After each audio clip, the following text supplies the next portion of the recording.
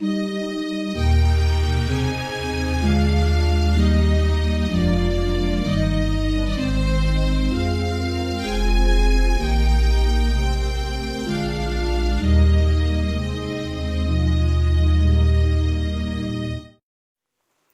aminareo anie ny fahasoavana sy ny fiadanana avy amin'ilay ankehitriny sy taloha ary ho avy, ary avy amin'ny fanafito izay eo anoloan'ny seza fiandrianany.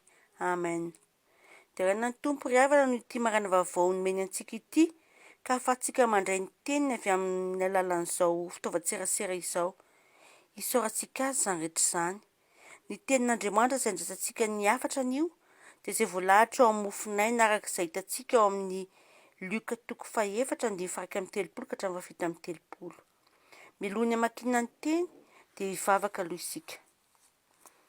Ry Andriamanitra rainay io, rainay amin'ny Lalana Jesosy Kristy ianao, mankalaza ny anaranao masina izahay noho ny famindraponao, ka velona hatrapamonjena natratra indray ity marana vaovao ity. Misaotra Tompo noho ny fitahiana manambiampy iainanay sy velomanay isan'andro. Hamaky ny teninao izahay ankehitriny, ny teninao izay fanilo ny tongotray sy fanazavana ny lalànay, koa mangataka ny fanahinao masina mba hanazavanay, ary hampangina ny feo rehetra izay tsy avy aminao mba ahazoanay miaino ny feonao rery ihany. Amin'ny anaran'i Jesosy Kristy mpamonjy sy mpanavitra anay. Amen. Lioka 4:1-7:30 mivaky toy izao amin'ny anaran'i Jesosy. Ary nidina tany Kapernaume, tanàna any Galilea Jesosy, ka nampianatra ny olona tamin'ny sabata. Dia talanjona ny olona tamin'ny fampianarana satria nisy fahefana ny teniny. Ary nisy olona tao amin'ny sinagoga izay nanana ny fanahiny demony maloto, dia niantso tamin'ny feo mahery izy ka nanao hoe: Indrisy, mofa nin'akory izahay sy ianao ry Jesosy avy any Nazareta? Avy andringana anay va ianao? Fantatro fa ilay masin'Andriamanitra ianao. Fa Jesosy ny teny mafy azy ka nanao hoe: Mangina ianao ka mivoha aminy. Ary ny demony noho ny namotraka azy teo afovoan'ny olona dia nivoaka taminy nefa tsy naharatra azy. Ary talanjona avokoa izy rehetra ka niresaka hoe: Manao ahoana izao teny izao? Fa amin'ny fahefana sy ny hery no andidin'ny fanahy maloto dia nivoaka ireo. Ary ny elo teny amin'ny tany manodidina rehetra milazany. Amen.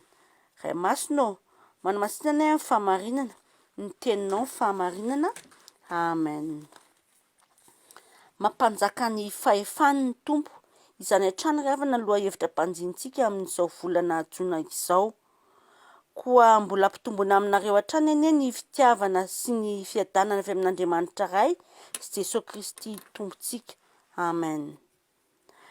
Boky 2 no nosoratan'ny Lioka, dia ny filazantsara Jesosy Kristy araka ny Lioka sy ny asan'ny apôstôly.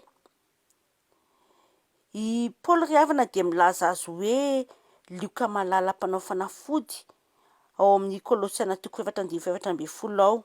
Eny, tena efa nazatra antsika tokoa moa ny filazana fa Lioka dia dokotera. Foto-kevin-dehibe roa no hita misongadina ao amin'ny filazantsara nosoratan'ny Lioka. Dia ny amin'izay nataon'i Jesosy nanoloan'ireo trangam-piarahamonina samihafa sy ireo zava-manahirana eo amin'ny fiarahamonina. Ary faharoa dia ny fanehoana ny herin'ny fanahy masina tamin'ny lalan'ireo asa marobe nataon'i Jesosy. Raha ny perikopantsika androany dia ny Lioka 4:1-7-30 dia mampifamatotra ireo foto-kevin-dehibe roa ireo. Ka anebezantsika azy loha hevitra hoe ny fahefan'ny tenin'Andriamanitra manoloana ny asa ratsin'ny Satana sy ireo zava-manahirana eo amin'ny fiarahamonina. Anisan'ny fanasitranana voalohany nataon'i Jesosy ity nanasitrana ny demoniaka iray tao Kapernaume ity. Raha iny Jesosy nampianatra tao amin'ny sinagogy iny tokoa mantsy dia voalazan'ny Lioka mihitsy hoe talanjona ny olona tamin'ny fampianarana izay nisy fahefana. Satria dia raha vao nao fampianarana ny toriteny fotsiny Jesosy dia efa tsy zakany ilay demoni tao anatin'ilay olona ny fampianarana nataony. Mila mitandrina tokoa tsika ry havana manoloana ireny tranga ireny satria dia na any amin'ny trano fiangonana aza kay dia misy ireo olona iasan'ny demonia, misy ireo demoniaka. Rehefa mivory tokoa mantsy ny zanak'Andriamanitra dia mba eo koa Satana. Nefa tsy ho tafatoetra eo mihitsy izy rehefa manjaka ny herin'ny fanahy masina.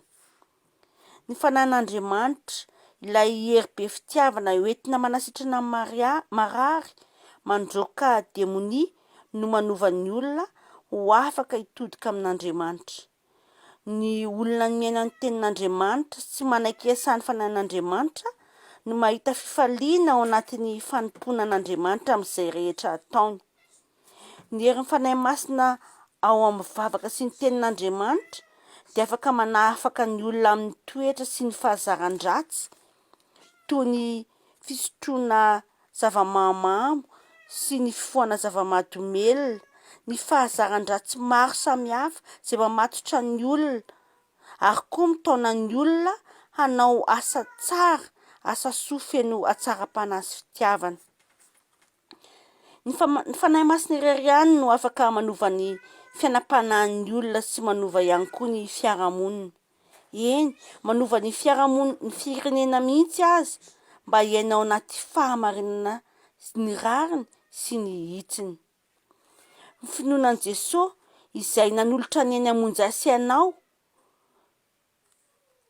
ary koa ny fametrahana an'Andriamanitra ho lohalarana eo amin'ny fiainana sy hibanjina mandrakarivan'i Jesosy no tsy hatamana ny demonia ao amin'ny fiainanao. Satria Jesosy Kristy no manjaka eo amin'ny fiainana. Ilay fanahin'Andriamanitra no manjaka sy mibaiko ka hanaovana asa tsara, hikatsahana mandrakariva ny fiainana mandrakizay. Noho izany ry havana, dia mahafiso hatrany ny finoanao. Ny tenin'Andriamanitra sy ny vavaka irery ihany no afaka mampiorina ny finoana ao anatinao eo ambany fitarihan'ny fanahy masina. Mandra-piavaka tandremo ny famakian-teny sy ny fananarana, ny fampianarana hoy Timoty eo amin'ny epistily voalohany soratany 4:13. Tsarovy fa mampifaly ny fanahy masina ianao isak'izay mandray ny tenin'Andriamanitra, hamaky ny tenin'Andriamanitra. Hamafiso ny fifandraisanao amin'i Jesosy. Fa raha miresaka amin'Andriamanitra isika dia izao no raha misaraka amin'Andriamanitra isika dia izao no voalazan'i Jesosy. Izao no voalobika ianareo ny sampana izay miray amiko, ary izao ao aminy dia mobe izy. Fa raha misaraka amiko kosa ianareo dia tsy mahay manao na inona na inona. Faharoa dia atao ho zava-dehibe ny fiaraha-mivavaka arak'izay voalaza ao amin'ny Hébreux 10:20. Saika nanimba ny fiombonan'ny miny, eny ny fiaraha-mivavaka mihitsy manko ny toe-javatra nisy nandritrizay 2 taona izay dia ny valanaretana Covid-19 ka tsy nahafahantsika nanohy ny fiaraha-mivavaka tany amin'ny trano fiangonana tadidio. Fa rehefa miara-mivavaka isika dia miombona sady mifamindra aina. Tsy afaka misaraka nefa ny finoana sy ny asa. Koa aza sasatra amin'ny fanaova-tsoa fa vokatry ny fanahy izany. Eny, vokatry ny finoana. Koa aza mamia tanana amin'izay takian'Andriamanitra fa omen'Andriamanitra izay ilainao. Arak'izay voalaza ao amin'ny Malaky 3:17-20 izay anasako anao ny hamakiana azy. Eny, misy mahafoy nefa mitombo fananana ihany, ary misy fatra-pihatra loatra nefa tonga malahelo ihany. Ohabolina 2:20-20. Amin'izany ianao dia mpiara-miasa amin'Andriamanitra satria fanotsom-pitahiana ho an'ny hafa. Manaova ary manomeza-pifaliana fa izany no tian'Andriamanitra.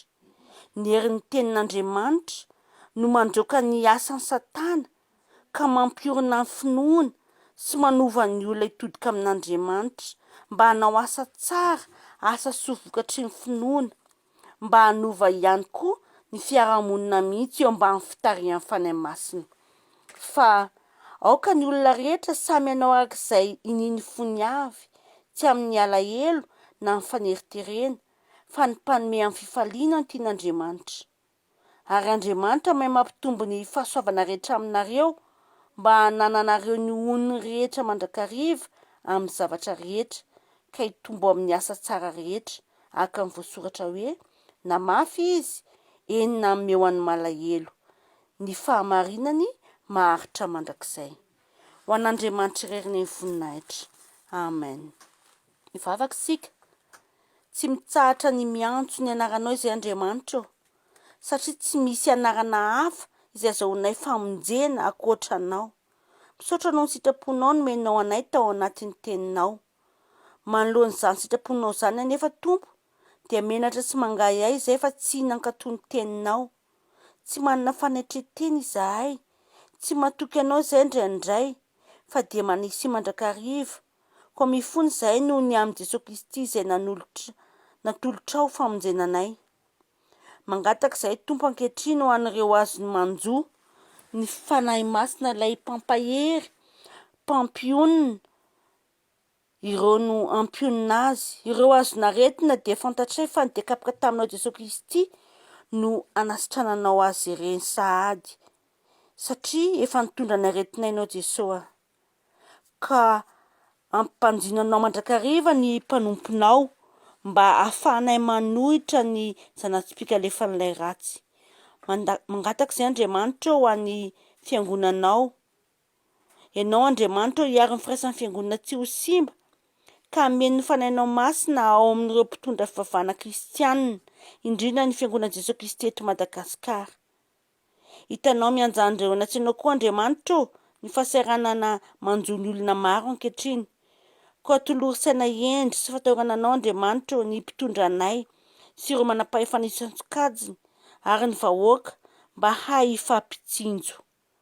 Maro Tompo ny tiany angatana nefa fantatro fa ianao mahay manome mihoatra lavitra noho izay heverinay. Koa tolotrainao irery ihany ny dera ny laza voninahitra mandrakizay fa tianay indrindra ny mamarana ny vavakay amin'ilay vavaka nampianarin'i Jesosy manao hoe raha ao izay ny an-danitra ho amasinana eny anaranao ho tonga ane ny fanjakanao atao ane ny sitraponao ety an-tany tahaka ny an-danitra. Meo anay an'io izay anina saza ao anay ary mamelana ny elokay tahaka ny namelanay izay meloka taminay. Ary aza mitondra anay amin'ny fakapanahy fa manafanay amin'ny ratsy fa anao ny fanjakana sy ny hery ary ny voninahitra mandrakizay. Amen.